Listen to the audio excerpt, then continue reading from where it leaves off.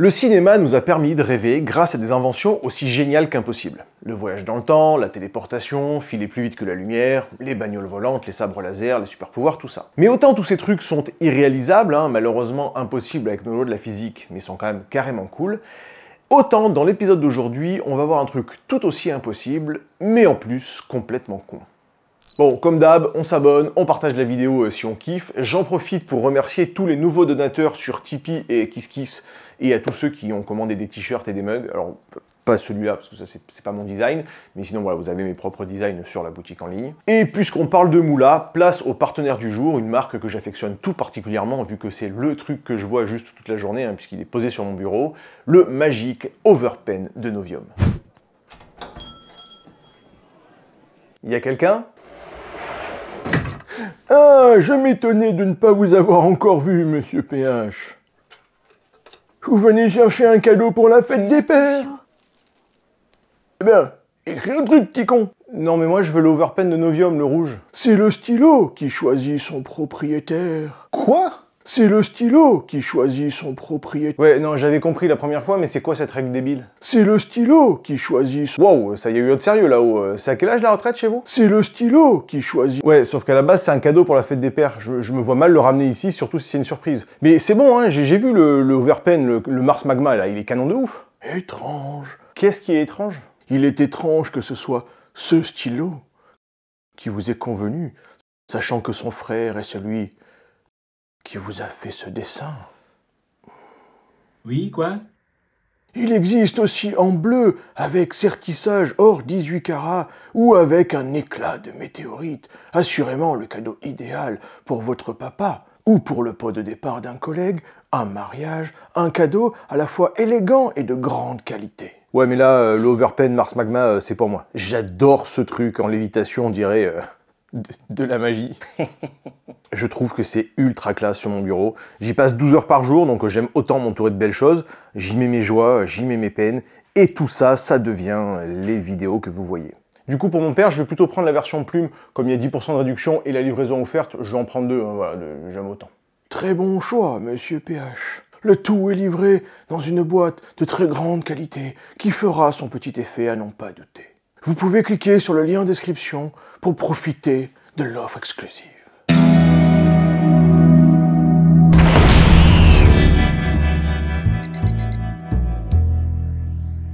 Alors que le salon des nouvelles technologies Vivatech vient de se terminer à Paris il y a quelques jours, j'aimerais vous parler d'un truc qui me trotte dans la tête depuis déjà un petit moment, une sorte de saint graal technologique qu'on nous promet un peu chaque année, une invention que le cinéma nous vend depuis des décennies, le truc qui est vraiment synonyme de futur, indissociable des œuvres d'anticipation, les écrans holographiques, voire les hologrammes tout court. Jean-Mi, il est cool ton film, mais c'est en quelle année? C'est dans le futur. Ah. Ah oui, attends. Waouh, vision du futur. Et autant, ouais, vraiment, c'est très cool, très beau, autant, mais qu'est-ce que c'est débile, putain. Alors déjà, on va prendre à la base et on va se demander un truc tout bête. Qu'est-ce que c'est une image? Globalement, c'est ce qu'on voit, quoi. On rentre pas dans la physique quantique, mais en gros, notre œil ne voit qu'une petite partie du monde réel que notre cerveau interprète ensuite. La lumière, c'est une onde, une vague, quoi. Et une vague est définie à la fois par sa hauteur et sa longueur, son amplitude ou sa longueur d'onde. Selon sa longueur d'onde, on va avoir différents types de lumière. Des ondes radio, des infrarouges, des micro-ondes, des rayons X, etc. On en a déjà parlé plein de fois, mais c'est pas vraiment ce qui nous intéresse ici. Nous, ce qui nous intéresse, c'est la lumière visible. Cette toute petite fraction de longueur d'onde que nous voyons, nous, avec nos yeux. Et même limite là-dedans, ce qui va nous intéresser, c'est uniquement les longueurs d'onde bleues, rouges et vertes. Nos yeux vont tout simplement capter ces lumières rouges, vertes et bleues qui sont réfléchies par les différents objets qui nous entourent. Et comme la lumière voyage en ligne droite, si tu as l'image d'un caillou en face de toi, a priori, il est en face de toi. Le cerveau passe pas son temps à se demander si j'ai un caillou en face de moi, est-ce qu'il est sur la droite, sur le dessus, derrière, place Aristide Briand à 200 bornes de là à Vierzon, on ne sait pas. Non, très très con, pragmatique, voilà, je vois un truc en face de moi, a priori il est en face de moi. Retenez juste ça, c'est important cette notion pour la suite, la lumière va tout droit. Et d'ailleurs, on en a déjà parlé dans cette vidéo, hein, c'est aussi pour ça qu'on paraît tout petit dans l'eau d'une piscine, selon l'angle, hein, justement, parce que la lumière est déviée par l'eau. Notre cerveau se dit que la lumière va tout droit, donc à aucun moment il se dit, bah, l'eau a dévié le truc, donc en fait le mec est plus grand. Donc nos yeux captent l'intensité de la lumière rouge, de la lumière verte et de la lumière bleue qui arrivent en ligne droite, et le cerveau reconstitue une image. À partir de là, l'être humain, qui est un casse-couille de première et qui veut plier la nature à sa volonté, s'est demandé comment reproduire des images à volonté, faire en sorte qu'on puisse voir des trucs même s'ils sont plus là. Et on a commencé par des gribouillis sur les parois des grottes, puis sur du bois, de la toile et les murs des chiottes d'autoroute, en mélangeant des pigments de toutes sortes pour restituer toute la complexité des couleurs. Et puis comme ça bougeait pas, et que les nymphéas, bah, ça va 2 secondes, Gus et Loulou Lumière ont débarqué et ont inventé Ana de Armas. Enfin, ils ont inventé le cinéma qui est ensuite Ana de Armas. Je résume, hein, mais bien entendu, l'histoire est nettement plus complexe que ça, mais voilà, ce qui va nous intéresser ici, c'est le support. La peinture, c'est sympa, mais c'est chiant. Enfin, chiant, long, quoi. Enfin, long à faire, à dessiner, à peindre. Si on veut du mouvement, il faut qu'on puisse enregistrer plein d'images très rapidement, les unes à la suite des autres. Les enregistrer donc sur un support qui va pouvoir diffuser à des personnes qui n'étaient pas présentes lors de cet événement. On a donc un support avec le cinéma, la pellicule, qui va agir un peu de la même manière que nos yeux. Elle va capter à un moment donné l'intensité de la lumière qui lui arrive. Là, la lumière est intense, la pellicule va devenir transparente, et là où elle n'est pas intense, elle va rester noire, opaque. Et ensuite, il suffit de remettre une lumière derrière la pellicule pour révéler l'image. Là où c'est opaque, elle ne va pas passer. Là où c'est transparent, elle va passer. On reconstitue ainsi l'image qui ressemble à ce qui s'est passé en vrai. Mais d'un seul point de vue par contre, du point de vue unique de la caméra. C'est donc une image qu'on dit en 2 dimensions. On ne peut pas tourner autour, on ne peut pas voir de profondeur. Parce que pour voir de la 3D, il faudrait que nos yeux voient 2 images différentes. Vous pouvez faire le test très simple chez vous, hein, voilà, placez votre pouce devant votre pif, voilà, fermez un œil et puis l'autre. Vous voyez bien que les 2 images sont légèrement différentes. C'est ce qui permet à notre cerveau d'évaluer la distance, de juger la profondeur. Mais dans le cas du cinéma ou de la télé, l'image reste plate. Nos 2 yeux voient la même image. Donc pas de profondeur et pas de relief. Bref, là encore, comme le noir et blanc, ça commençait un petit peu à gaver, ils ont inventé des pellicules couleurs qui fonctionnent là aussi un petit peu comme nos yeux. On a une couche qui capte du rouge, une couche qui capte du vert et une couche qui capte du bleu. On superpose tout ça et ça nous fait une pellicule couleur. Et même principe, une fois que la lumière a marqué la pellicule, qu'on a enregistré donc une image, on remet une lumière derrière pour qu'elle reprojette cette image. Cette image est ensuite donc projetée sur un écran blanc de manière à pouvoir réfléchir un maximum de lumière. En effet, le blanc est blanc parce que justement il renvoie toutes les longueurs d'onde visibles. Il n'en absorbe aucune. Si un écran était noir, il absorberait toute la lumière. C'est un peu le principe. C'est pour ça d'ailleurs que tu as plus chaud en été avec un t-shirt noir qu'avec un t-shirt blanc. Parce que le noir, lui, absorbe les rayonnements au lieu de les renvoyer. Donc sur un écran noir, on verrait rien. Il ne renverrait pas l'image qu'on lui tartine sur la surface. Et s'il était de couleur, certaines longueurs d'onde seraient absorbées et on ne verrait pas non plus la bonne image. On a amélioré les écrans depuis plus de 100 ans, mais il y a toujours un support sur lequel on projette la lumière et qui va venir refléter jusqu'à nos mirettes émerveillées et ébahir l'image dessinée par la pellicule. Et puis encore une fois, l'évolution, le cinéma c'est très cool, mais si on pouvait mater nos cagades sans bouger son fiac du canapé, ça serait encore mieux. On a donc utilisé un vieux système de tubes sous vide qui projetait des électrons pour des expériences scientifiques, et on en a fait des postes de télévision.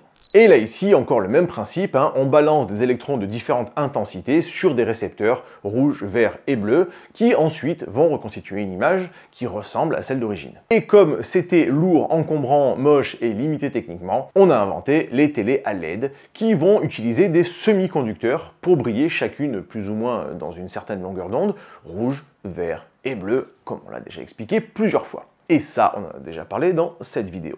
Pour reconstituer une image, on a donc besoin d'un dispositif pour la capter, pellicule ou capteur numérique, et ensuite d'un système pour la diffuser, projecteur ou écran.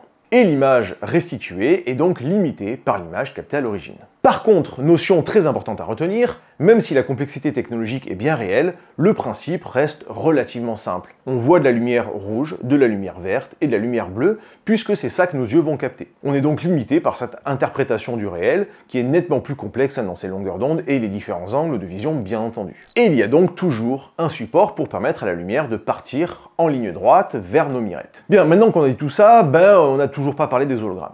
Hologramme, ça veut dire écrire vrai, du grec holos qui veut dire vrai et gramme qui veut dire écriture. L'idée était déjà évoquée par un certain Jules Verne, qui rêve déjà de ce truc-là dans son recueil Le Château des Carpates, sauf que cette version d'hologramme n'en est pas une. Pas vraiment. Mais ouais, parce qu'en fait, il va falloir distinguer plusieurs choses qui portent le même nom, mais qui sont totalement différentes. Ce qu'on appelle hologramme et hologramme sont des trucs totalement différents, et on va en voir trois. Un réel, qui existe dans la vie de tous les jours, dont on se sert régulièrement, mais qui n'est pas vraiment un hologramme. Un réel aussi, et qui cette fois est bien un hologramme. Et un vrai hologramme aussi, mais celui des films, qui n'existe pas du tout dans la vraie vie.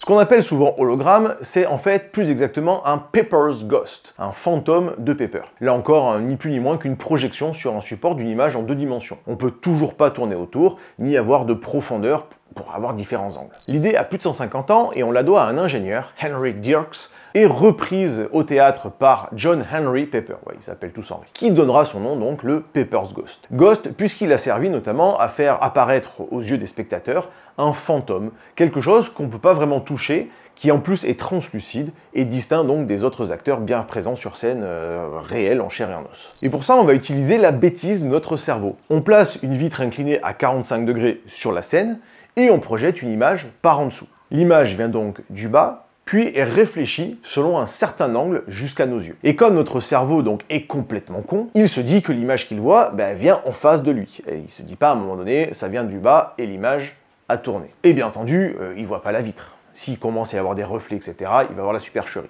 Mais si la vitre est parfaitement transparente et qu'elle ne projette que ce truc-là, effectivement, il va se dire, il y a un truc en face. Et c'est également la technique utilisée pour pouvoir faire revivre sur scène les anciennes légendes décédées, comme Michael Jackson, Tupac ou encore Jean-Luc Mélenchon. Mais finalement, c'est juste une variante du cinéma avec quelques petits tours de magie technique, Le résultat reste le même.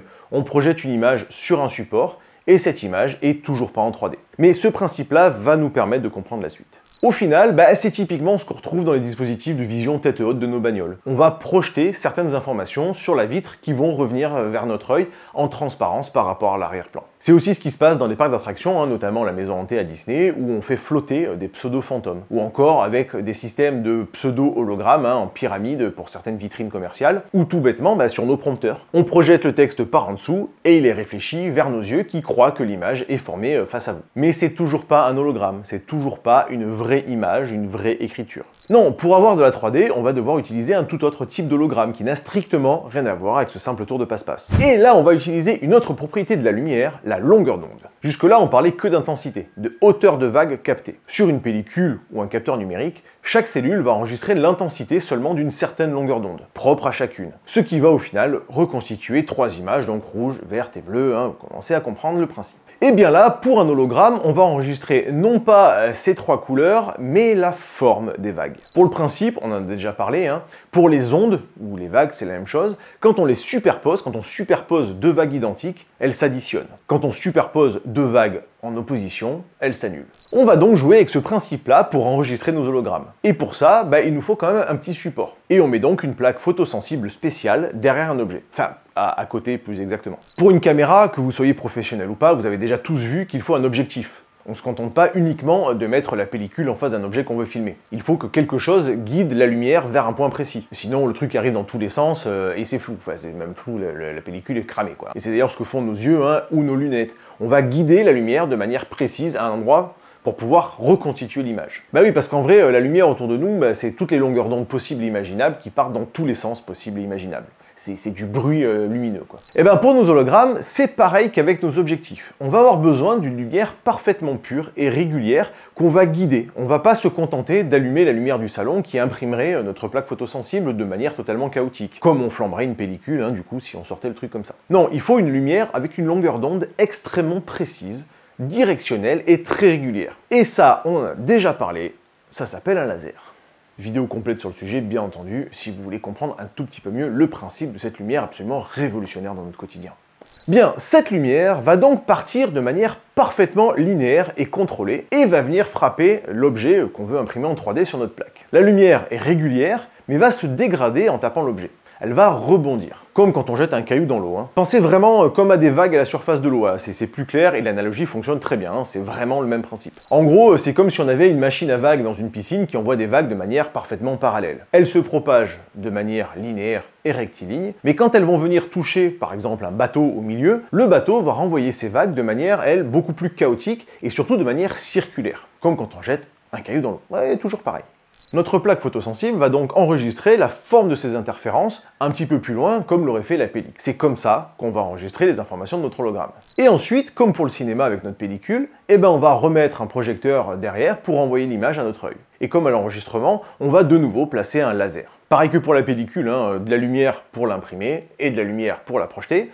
L'hologramme, c'est pareil, un laser pour l'imprimer et un laser pour la projeter. La lumière pure et régulière du laser va passer à travers la plaque et être dégradée. Les rayons vont à ce moment-là se mettre à dévier dans toutes les directions. Mais nos yeux, eux, auront toujours cette impression que les rayons viennent en ligne droite, d'en face, et donc verront un objet situé face à eux.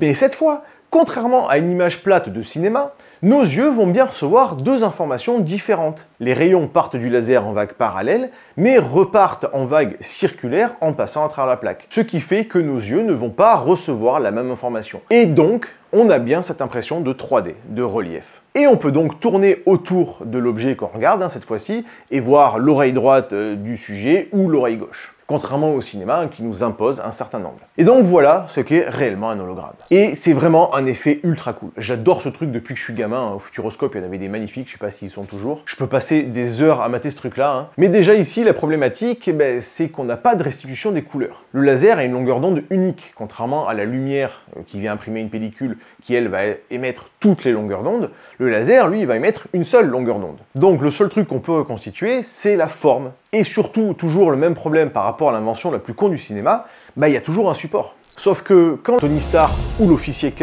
balancent leurs hologrammes, le truc les entoure, se projette dans l'espace sans support physique. Et c'est là qu'on va commencer à avoir un petit souci.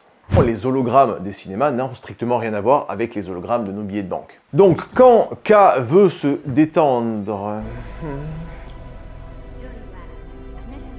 pardon, bonjour, qui êtes-vous, de quoi on parlait là? Ah oui, les hologrammes, pardon. Donc ouais, quand Tony veut bosser, il peut projeter tout autour de lui des informations dont il a besoin. C'est super pratique, puisqu'on peut directement interagir comme si c'était un objet physique. Enfin, même sans avoir à le toucher, juste le fait de pouvoir le voir en taille réelle, de tourner autour, de le voir en volume, c'est pas limité par la taille et la platitude des écrans. Mais déjà, premier problème, comment fait la lumière pour rebondir jusqu'à nos yeux? Il y a beaucoup de spectacles qui veulent faire croire à des hologrammes cinématographiques, mais que ce soit des rideaux de fumée ou de l'eau, on se contente de projeter une image en 2D sur un support de manière à ce qu'il rebondisse, qu'il soit physique ou pas palpable. Voilà, le principe c'est quand même de faire dévier des rayons de lumière jusqu'à nos yeux. Mais quand John Anderton manipule ces données, il faut bien qu'il y ait quelque chose pour dévier cette lumière, pour faire en sorte que depuis ce point-là, on puisse le voir de partout. Et autre problématique, il faut forcément qu'il y ait des projecteurs pour cette lumière. Elle vient pas de nulle part. Donc si on passe devant le projecteur, comme le fait John avec ses mains, tout ce qu'il y a derrière devrait disparaître. Une des solutions qui est actuellement à l'étude serait d'envoyer des rayons de lumière qui convergent en un point précis et qui vont donc créer une mini-explosion. Un peu comme le faisaient nos anciennes télévisions où on envoyait des électrons à des endroits précis. On pourrait imaginer, par exemple, envoyer des milliers de pixels à plein d'endroits pour pouvoir recréer une image. Ça crée une mini boule de lumière et donc à cet endroit-là, envoie des rayons dans toutes les directions. Mais qui dit explosion dit bruit, même mini. Je vous raconte pas le barouf de l'enfer que ça doit être de bosser avec des trucs pareils, quoi. Le truc doit te vriller les étagères comme Jaja, quoi, comme une après-midi passée avec Valentine. Tu sors de là, t'as des envies de violence sur des moines bouddhistes, c'est pas possible, quoi. Mais encore un autre problème. Dans ces 4 exemples, il s'agit d'éléments constitués de toutes pièces générées par ordinateur, de modèles 3D. Ils sont générés à 360. Mais la princesse Leia... Quoi? Elle est réelle, elle. Son hologramme, là, le truc qu'on voit, c'est une projection de l'image de son corps. Comme une image de cinéma a été captée par une caméra. On ne peut pas pivoter au-delà de ce qu'on a capté. Sauf que le projecteur de R2D2, en partant du principe qu'il puisse bien créer des petits pixels de lumière sans support, pas de problème, il doit quand même être alimenté par des données captées. Donc quand D2 filme Leia, il est face à elle. Et avec son petit œil laser, il peut la scanner en 3D, pas de souci. C'est d'ailleurs ce qu'on fait maintenant avec un simple téléphone portable équipé de système LiDAR, on peut scanner un objet entier. Mais si vous passez pas partout autour de l'objet, il y a un moment donné, il y aura des trous. Mais quand il arrive chez Obi-Wan et qu'il projette le message, on la voit de côté, Un peu comme nous, on l'a vu plutôt dans le film. Sauf qu'on devrait voir comme R2D2 l'a vu seulement, pas comme nous on l'a vu. Normalement, on devrait pas pouvoir voir son cul. Et on devrait avoir que la moitié face reconstituée de son hologramme et pas l'entièreté de son corps. Ce qui est doublement con, hein. Quand les Jedi siègent au conseil, bah, il faut qu'ils aient déjà un système de caméra tout autour d'eux, hein, en dessous, au-dessus, sinon il manquerait le haut de la tête ou le dos. Mais en plus, une fois qu'on a fait ça, vous avez envie de voir l'arrière de la tête de Ki-Adi-Mundi quand il vous parle ? Quel est l'intérêt? Ça va être désagréable de regarder vu que l'avant et l'arrière vont se mélanger. Hein. Encore une fois, c'est que de la lumière, c'est transparent. Donc avec du vide au milieu, et on sait plus trop qu'est-ce qu'on regarde, quoi. Mais admettons, voilà, techniquement, pourquoi pas, ça demande des aménagements, mais techniquement, c'est jouable. Par contre, vous m'expliquez l'utilité? Un hologramme, c'est juste de la lumière. Projeté ailleurs que sur un support physique, comme un écran ou une vitre, mais de la lumière. Ce qui veut dire... Quand vous bossez sur votre écran d'ordinateur, vous voyez pas ce qu'il y a derrière. Pareil pour votre télé. Les écrans sont opaques et seule la lumière qui vous intéresse, l'image, les informations, vos colonnes Excel, arrive à vos yeux. Mais imaginez maintenant avec ce système d'hologramme à la con. Bon, vous recevez toujours dans la tronche les éléments qui vous intéressent, ce que vous avez envie de voir, plus tous les éléments qu'il y a derrière, qui vous intéressent pas du tout, et que vous n'avez pas envie de voir, et que votre cerveau n'a surtout pas envie de se galérer à traiter, en plus du reste. Martine de la compta, la déco, la lumière ambiante... Ah bah oui, parce qu'il faut en plus bosser dans le noir. Si la lumière de l'hologramme est moins puissante que la lumière de la rue qui filtre à travers les persiennes, bah ton truc, tu le verras plus. Si tu bosses pas dans le noir total ou sur un fond noir neutre, bah tout ce qui va venir derrière l'hologramme va se rajouter à la lumière de l'hologramme. Il va donc falloir une image extrêmement lumineuse qui va nous flinguer les yeux, ou alors faire en sorte de toujours analyser le truc pour pouvoir séparer les informations, pour compenser toute la lumière environnante. Et c'est donc pareil sur les pseudo-hologrammes dans tous les films du MCU, hein. Ils en jouent même d'ailleurs dans le dernier The Marvels, où les écrans sont transparents. Si tout ce qu'il y a dedans est ultra secret, pourquoi il est transparent ?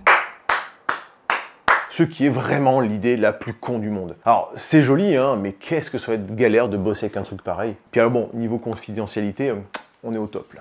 Et alors, je vous cause pas de la fatigue oculaire que ça doit être, hein. Vos soucoupes qui savent pas si elles doivent faire le point sur l'image qui s'est formée à quelques centimètres de vous, ou sur l'arrière-plan à plusieurs mètres, ça doit être un enfer pas possible. Donc, bruit du shaitan, fatigue oculaire, un bijou.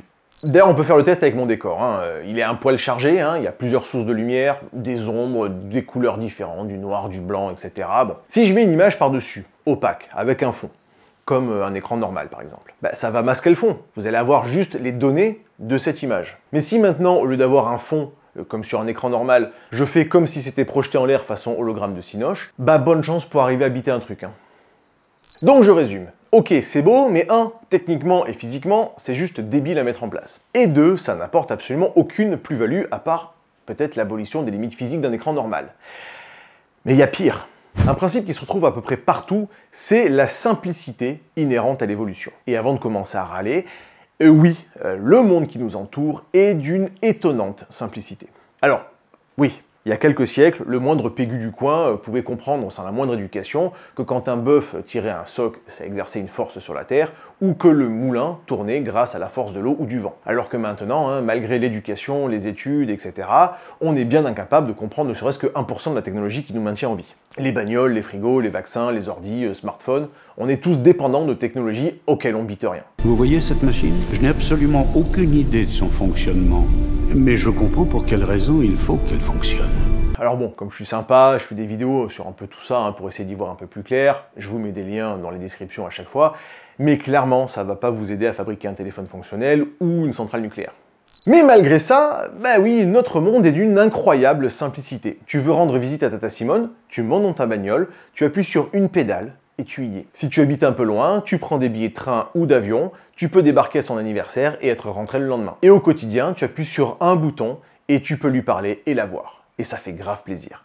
Et tout ça est simple. Et pas besoin d'être un génie, hein. Même un bac+6 en sociologie arrive à le faire. Pas besoin de comprendre les milliards d'heures de génie derrière tout ça. Ah sinon, s'il fallait comprendre ne serait-ce que le fonctionnement d'un frigo pour becqueter, la survie de l'espèce, elle n'est pas du tout assurée, hein.